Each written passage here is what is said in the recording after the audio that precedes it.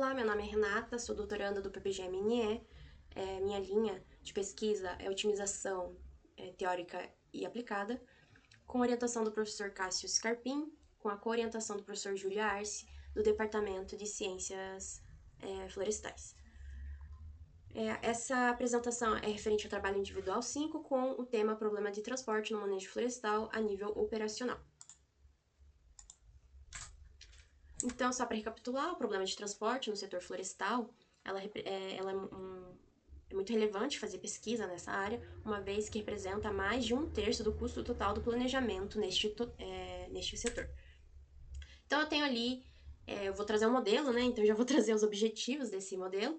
O objetivo, então, é que, dado uma indústria, essa indústria é base da frota que ela tem que fazer o transporte ali dos produtos que estão aqui nos nós de oferta, que são os talhões, áreas de colheita, levando em consideração, por exemplo, a situação em que o caminhão está descarregado e carregado, que eles têm ali o tempo, né, de deslocamento diferente por conta da situação de ele estar carregado ou descarregado. Então, o objetivo é resolver o problema de roteirização e agendamento de caminhões de transporte de toras a partir da programação linear inteira mista, minimizando o custo de transporte de horas extras realizados pelos motoristas no horizonte de planejamento semanal. Tem a questão de agendamento de caminhões, uma vez que, como visto no trabalho individual anteriores que eu apresentei, a parte ali dos talhões, por exemplo, se eu tenho 50 talhões com toras ali disponíveis para ser recolhidas. Apesar disso, eu não posso estar viabilizando o caminhão ir para esses 50, uma vez que é necessário ter um equipamento específico, que é uma carregadeira, que faz o levantamento da tora para cima do caminhão. E esse equipamento é bem custoso e, por conta disso, não é muito disponível em quantidade nas indústrias.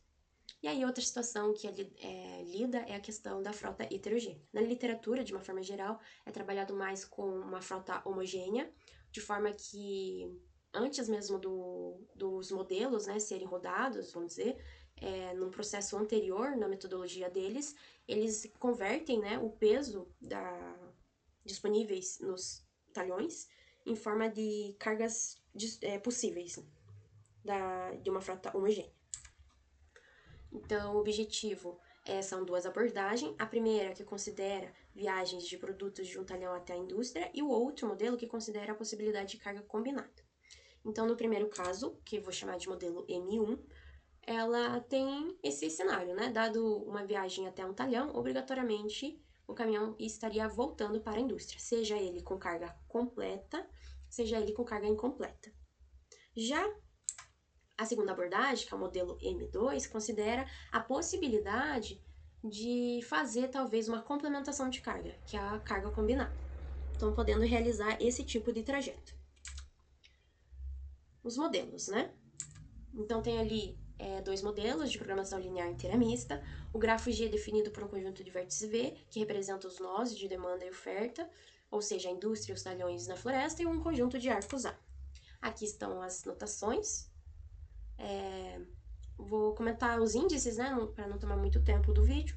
Os índices ali, IJ representa os nós do grafo, sendo o 0, né, foi especificado que o 0 seria referente ao nó de demanda, à indústria.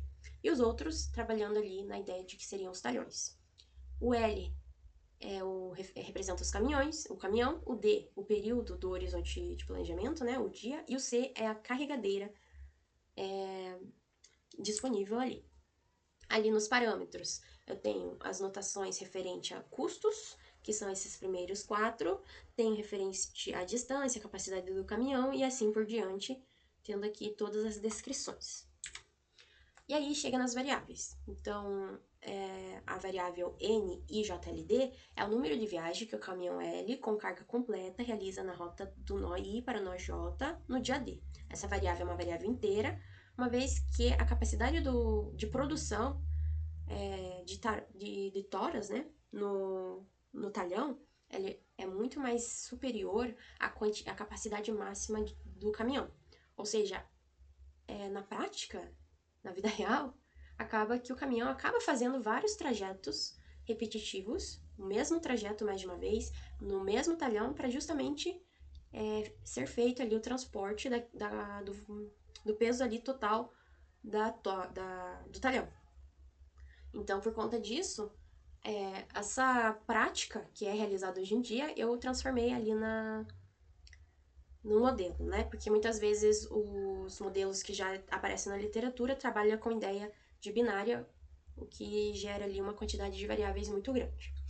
A variável MIJLD assume se o caminhão L for designado para a rota do nó I para o nó J no dia D, transportando uma carga incompleta, e 0 caso contrário. YIJLD, peso a variável que representa o peso transportado como carga incompleta do caminhão L do nó I para o nó J no dia D em toneladas. O SIJLD é como se fosse um complemento do Y, que representa o peso de folga da carga incompleta que o caminhão L transporta do nó I para o nó J no dia D.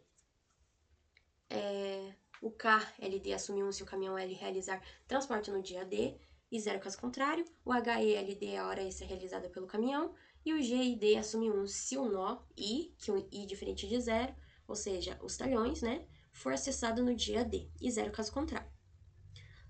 Lembrando uma coisa que eu esqueci de comentar, é que nessa situação, no modelo M2, que considera a carga combinada, é considerado apenas a possibilidade de realizar uma combinação única, né? Ou seja, uma combinação entre produtos ali de 2 talhões. Isso porque, geralmente, a complementação de carga já vai ser completada já com o próximo talhão que ele for, já que a produção de toras é muito superior à capacidade do caminhão. Então, só para reforçar essa ideia. Então, o modelo M1, ele tem a função objetiva ali de minimizar, considerando ali o custo de transporte variável, o custo de transporte com folga, o custo fixo do caminhão e o custo com hora extra. Então, ali ele tem a restrição 1 e 2 que impõe se o caminhão saiu da indústria, retorna à indústria. 3 considera o controle do peso, que está sendo considerado como folga na carga incompleta. Restrições que controlam... A restrição 5 e 6 controlam a linearidade da quantidade de viagens ao longo do horizonte de planejamento. O 7 considere que todo o peso transportado equivale ao peso total produzido pelo talhão. A restrição 8 considera que todo o tempo de trabalho do caminhão e determina a hora extra. E o 9 impõe que a hora extra seja menor ou igual a 2, conforme a Lei 13.103 de 2015, que é uma lei referente aos direitos do motorista de transporte de produtos. A restrição 10 gerencia a relação entre as variáveis de fluxo e a variável de uso do caminhão. 11 considera as carregadeiras disponíveis. E 12 considera o peso que a carregadeira pode colocar nos caminhões de acordo com a jornada de trabalho das carregadeiras. O modelo M2 ele é bem similar, né, ao modelo M1, apenas levando em consideração ali a situação no fluxo, né, a possibilidade de carga combinada. Então, a função objetiva ali é de minimizar o custo de transporte variável, o custo de transporte com folgas, o custo fixo do caminhão e o custo com hora extra. Considera algumas restrições já apresentadas, que é a 2, a 5, a 6, a 9, a 10, 11, o 13, a restrição 14 e 15. As restrições 17, 18, 19 e 20 são as que levam em consideração a possibilidade de fazer carga combinada ajustando a folga final da carga. Então, lá no M1, era possível verificar que levava em consideração sempre, por exemplo, a origem ou destino, né, do trajeto ser o 0. Aqui já leva em consideração todas as possibilidades, já que é uma possibilidade de carga combinada. A restrição 21 corresponde à restrição 7, que fala da igualdade do produto, do volume, do peso, né, do produto produzido no talhão e transportado. A restrição 22 corresponde à restrição 8, que é referente ali ao tempo e a definir a hora extra do motorista. Restrição 23 corresponde à restrição 12, que é ali uma situação em que a quantidade de toras transportadas tem que ser inferior, né, à quantidade de toras levantadas pela carregadeira. Resultados. Para os resultados, foi considerado ali o modelo M1 e M2, que foi implementado no Visual Studio 2022, com linguagem C++, com otimizador Burop. Aí está na próxima linha a especificação do equipamento que foi utilizado e o limite de tempo foi de 1 hora. 1 hora porque ele vem em consideração essas referências que estão no canto inferior direito, que é os autores ali utilizaram casos reais ou casos muito próximos do real de uma floresta plantada no Brasil. Então, levou-se em consideração ali a questão da especificidade, do tipo da árvore, que é pinos, e também ao tempo, né, de crescimento delas, para daí levar em consideração o volume produzido em cada talhão. Diante disso, foi criados 5 cenários, gerados por mim, realizado ali numa linguagem Python, e desses cinco cenários, os 2 primeiros era mais assim didático para eu entender os resultados, ver o que poderia ser melhorado ou não, e os outros 3 aplicado ali muito próximo às referências.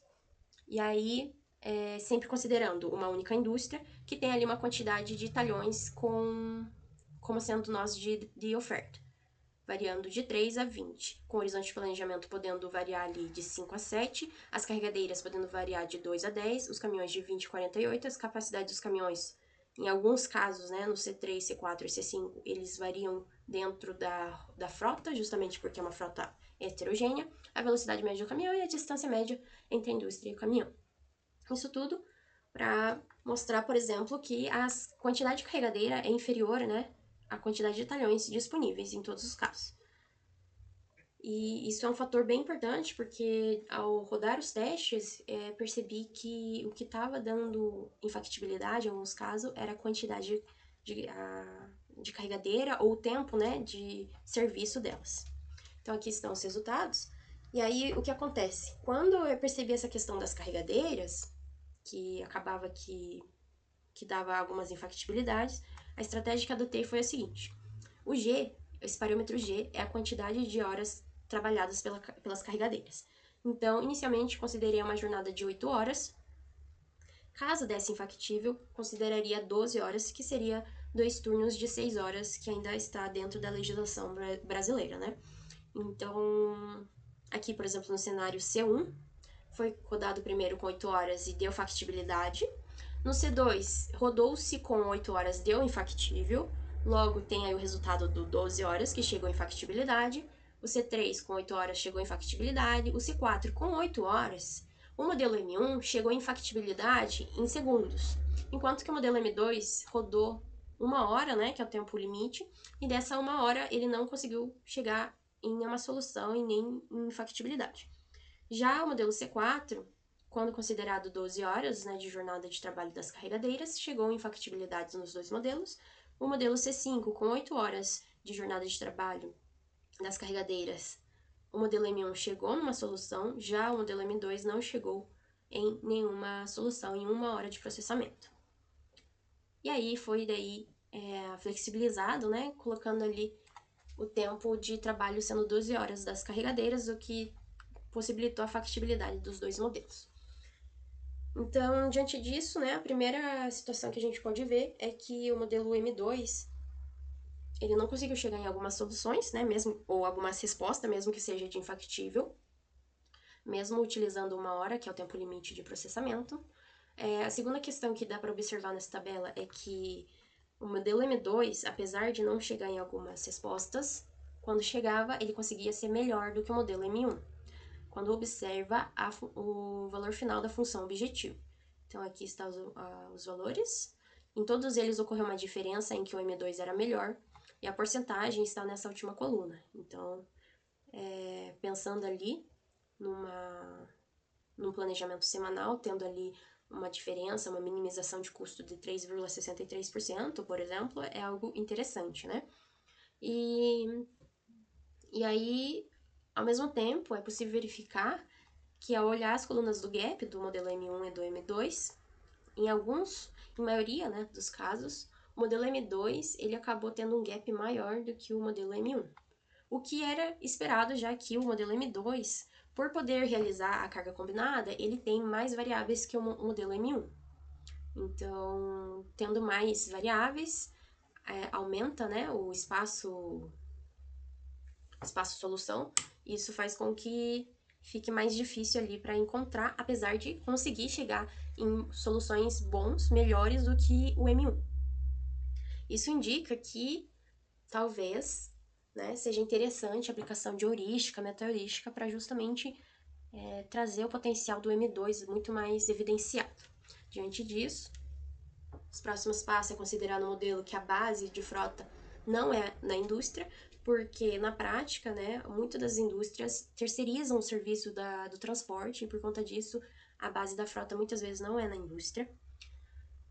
Considerar no modelo a produção de mais de um sortimento, mais de um tipo de produto, né, específico para papel e celulose, outro específico para serraria, e de acordo com isso são indústrias diferentes, trabalharia com mais de uma indústria, e analisar ali e desenvolver uma metodologia com heurística ou meta-heurística, justamente visualizando ali os resultados iniciais encontrados. Aqui estão as referências, e é isso. Obrigada.